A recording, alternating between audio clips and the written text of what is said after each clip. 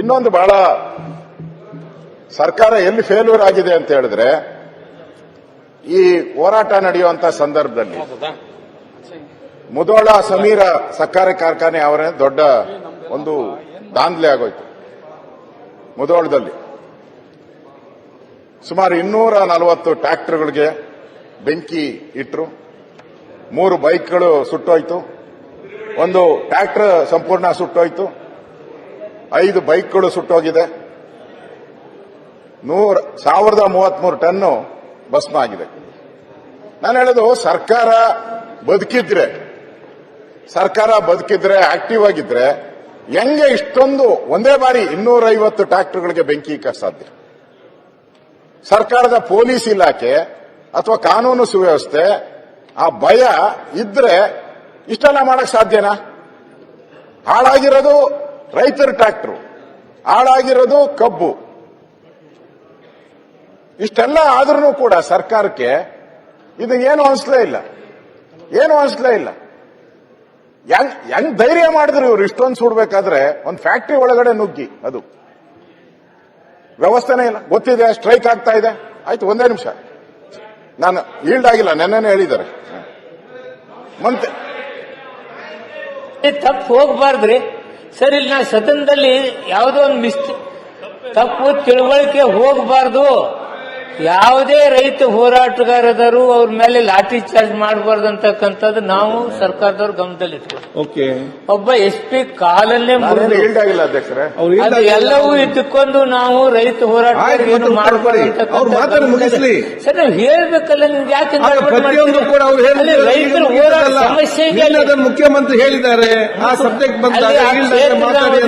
ಆ ಕ್ಷೇತ್ರದ ಅವಧಿನೇ ರಾಗ್ ಹೋಗ್ಬಾರ್ದು. ಆಯ್ತು, ಅದು ಹೋರಾಟಗಾರರು ಈಗ ನಾವೇನು ಮಾಡಬಾರ್ದು ಅಂದ್ರೆ ದುರುಪಯೋಗ ಪಡ್ಕೊಂಡವರು ಹೋರಾಟ ಹೇಳಿದ್ದೀರಿ. ದಯವಿಟ್ಟು ಅಧ್ಯಕ್ಷರೇ, ಕನ್ಸರ್ನ್ ಮಂತ್ರಿ ಇದ್ದಾರೆ, ಉತ್ತರ ನಾನು ಕೂತಿದ್ದೀನಿ. HK ಪಾಟೀಲ್ ಹೇಳಿದಾಗೂ ಅವರು ಪಾಟೀಲ್ ಸಕ್ಕರೆ ಮಂತ್ರಿ ಶಿವಾನಂದ ಅವರು ಹೇಳಿದ ನಾನು ಕೂತಿದ್ದೀನಿ. ಸಂಬಂಧಪಟ್ಟ ನಾನೇನು ಅದಕ್ಕೆ ರಿಸ್ಟ್ರಿಕ್ಷನ್ ಮಾಡಲ್ಲ. ಇಲ್ಲಿ ನಾನು ಸರ್ಕಾರದ ಫೇಲ್ಯೂರ್ ಹೇಳಕ್ಕೆ ನಾನು ನಿಂತಿರೋದು.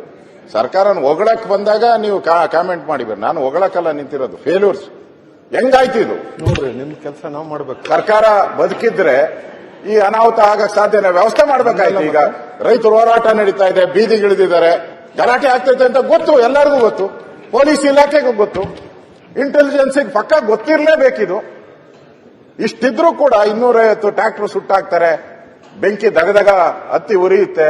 ಎಲ್ಲಾ ಚಾನಲ್ ಅದನ್ನೇ ಲೈವ್ ಮಾಡ್ತಾ ಇದ್ರು, ನೋಡಿದೆ ನಾನು. ಇಷ್ಟೆಲ್ಲ ಆದ್ರೂ ಕೂಡ ಅದನ್ನ ಸಮರ್ಥಿಸಕ್ಕೆ ಯಾರು ಹೋಗ್ಬಾರ್ದು.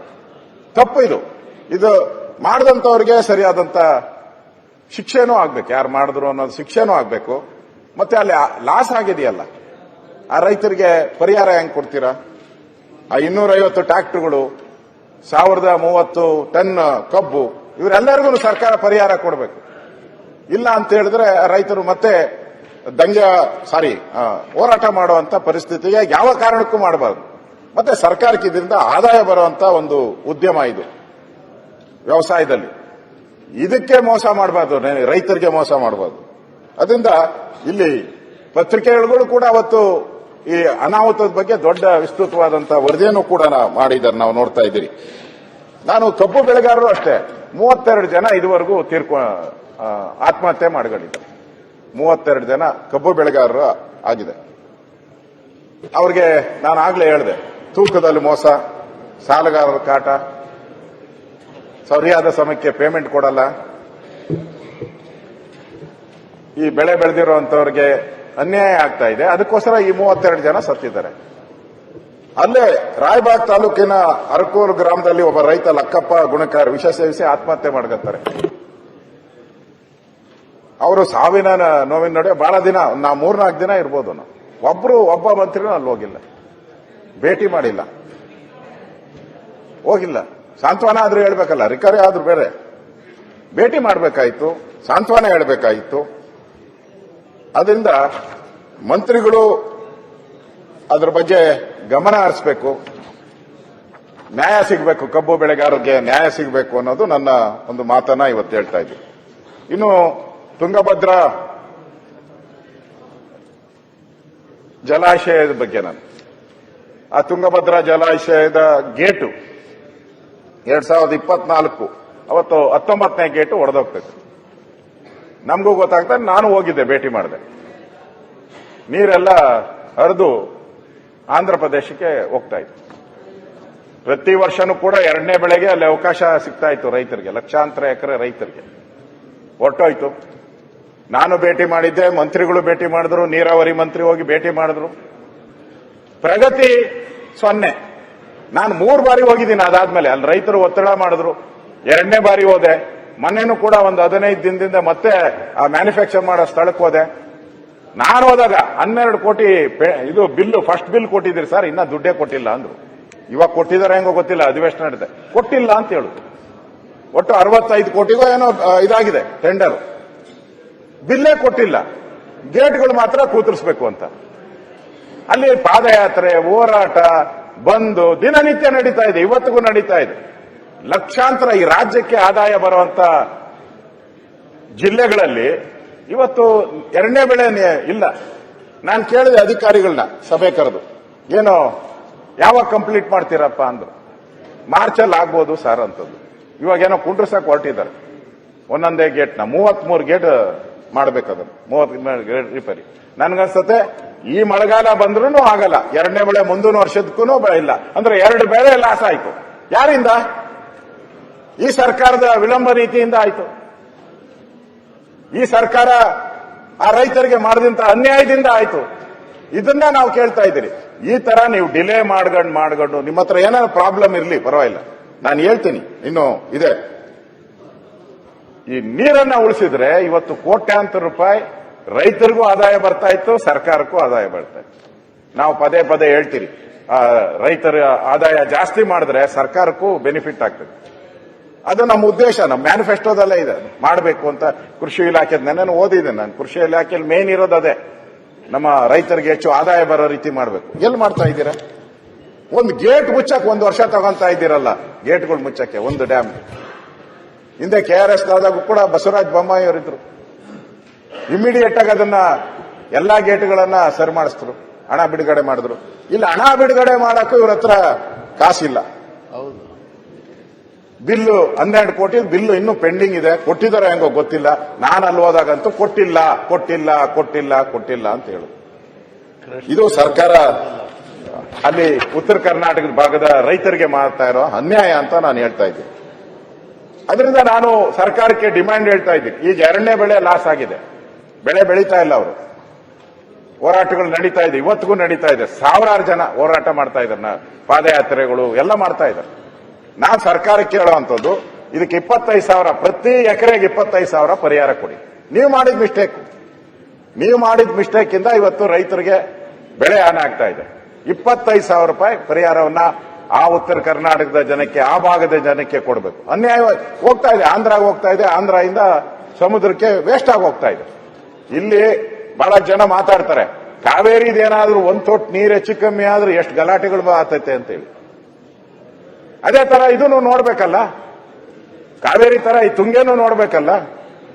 ಇಲ್ಲಿ ಆಗ್ತಾ ಇರೋಂತ ರೈತರಿಗಾಗ್ತಾ ಇರೋ ನೋವನ್ನ ನೋಡ್ಬೇಕಲ್ಲ. ವಿಧಾನಸಭಾ ಅಧಿವೇಶನ ಬೆಳಗಾವಿಯಲ್ಲಿ ನಡೀತಾ ಇದೆ. ಇವಾಗಾದ್ರೂ ಇದ್ರ ಬಗ್ಗೆ ಚರ್ಚೆ ಆಗ್ಬೇಕಲ್ಲ. ಯಾಕೆ ಗೇಟು ಯಾವಾಗ ಮುರಿದೋಯ್ತು, ಯಾವಾಗ ಕೂತರಿಸ್ತೀರಾ, ಎಷ್ಟು ಹಣ ಬಿಡುಗಡೆ ಮಾಡಿದಿರಾ ಕೊಡ್ಬೇಕಲ್ಲ ಮಂತ್ರಿಗಳು. ಇಲ್ಲ, ಮಂತ್ರಿಗಳಿಗೆ ಅದಿಲ್ಲೇ ಇಲ್ಲ. ಅವ್ರು ಪೂರ್ತಿ ಬೆಂಗಳೂರು ಡೆಲ್ಲಿಯಲ್ಲೇ ಕೂತಿದ್ದಾರೆ ನೀರಾವರಿ ಮಂತ್ರಿ. ಡೆಲ್ಲಿ ಬೆಂಗಳೂರು ಬಿಟ್ಟು ಎಲ್ಲೂ ಹೋಗಿದ್ ಕಾರಣ. ಇಲ್ಲಿಗಂತೂ ನಾನು ವಿರೋಧ ಪಕ್ಷದ ನಾಯಕನಾಗಿ 3 ಬಾರಿ ಹೋಗಿದ್ದೀನಿ. ಅವ್ರು 1 ಬಾರಿ ಏನೋ ಹೋಗಿದ್ದನ್ನು ನೋಡಿದ್ದೀನಿ ಅಷ್ಟೇ, ಹೋಗಿಲ್ಲ ಅವರು. ಮತ್ತೆ ಉತ್ತರ ಕರ್ನಾಟಕದ ಅಭಿವೃದ್ಧಿ ಆಗ್ಬೇಕು ಹಣ ಎಲ್ಲ ಆಗ್ತದೆ. ಹಣನೇ ಬಿಡುಗಡೆ ಮಾಡಿಲ್ಲ, ಸರ್ಕಾರದ ಯೋಗ್ಯತೆಗೆ ಹಣ ಬಿಡುಗಡೆ ಮಾಡಿಲ್ಲ. 12 ಕೋಟಿ ಅಭಿವೃದ್ಧಿ ಹೆಂಗಾಗ್ತೈತೆ? ಇದು ಬಹಳ ಮೋಸ ಮಾಡ್ತಾ ಇದ್ದಾರೆ ಅಧ್ಯಕ್ಷರೇ ಉತ್ತರ ಕರ್ನಾಟಕ. ಇದು ಒಂದು ಎಕ್ಸಾಂಪಲ್. ನೀರಿನ ವಿಚಾರವಾಗಿ ಬೇರೆದೇನೋ ಒಂದ್ ಸ್ವಲ್ಪ ಹೆಚ್ಚು ಕಮ್ಮಿ ಆಗ್ಲಿ, ನೀರಿನ ವಿಚಾರವಾಗಿ ನೀರು ಹಾಳಾಗ್ತಾ ಇದೆ, ಅನ್ಯಾಯ ಆಗ್ತಾ ಇದೆ ಅಂತ ನೀರಿಗೂ ವ್ಯವಸಾಯಕ್ಕೂ ಕೊಡುವಂತ ಯೋಗ್ಯತೆಯನ್ನ ಇವತ್ತು ಸರ್ಕಾರ ಕಳ್ಕೊಂಡಿದೆ.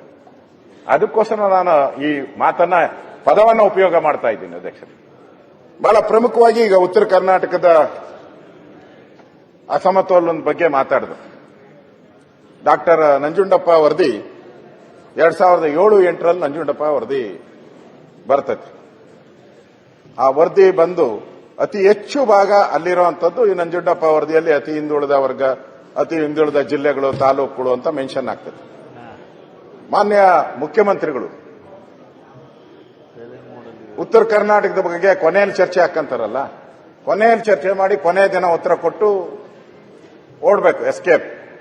ಅವಾಗ ಒಂದು ಮಾತು ಹೇಳಿದ್ರು ಮುಖ್ಯಮಂತ್ರಿಗಳು, ನಾನು ಉತ್ತರ ಕರ್ನಾಟಕಕ್ಕೆ ನ್ಯಾಯ ಕೊಡ್ತೀನಿ, ತಾರತಮ್ಯವನ್ನು ಹೋಗಲಾಡಿಸ್ತೀನಿ, 6 ತಿಂಗಳ ಒಳಗಾಗಿ ಅರ್ಥಶಾಸ್ತ್ರರೊಬ್ಬರ ಅಧ್ಯಕ್ಷತೆಯಲ್ಲಿ ಉನ್ನತಾಧಿಕಾರಿ ಸಮಿತಿ ರಚನೆ ಮಾಡಿ 6 ತಿಂಗಳಲ್ಲಿ ವರದಿ ಕೊಟ್ಬಿಡ್ತೀನಿ. 6 ತಿಂಗಳಲ್ಲಿ ಆಯ್ತು. ಪ್ರೊಫೆಸರ್ ಎಂ ಗೋವಿಂದರಾವ್ ಅಧ್ಯಕ್ಷತೆಯಲ್ಲಿ ಉನ್ನತ ಪ್ರಾಧಿಕಾರ ಆಯ್ತು. 6 ತಿಂಗಳಾಯ್ತು, 12 ತಿಂಗಳಾಯ್ತು. 6 ತಿಂಗಳಲ್ಲಿ ವರದಿ ಬರಬೇಕಾಗಿತ್ತು.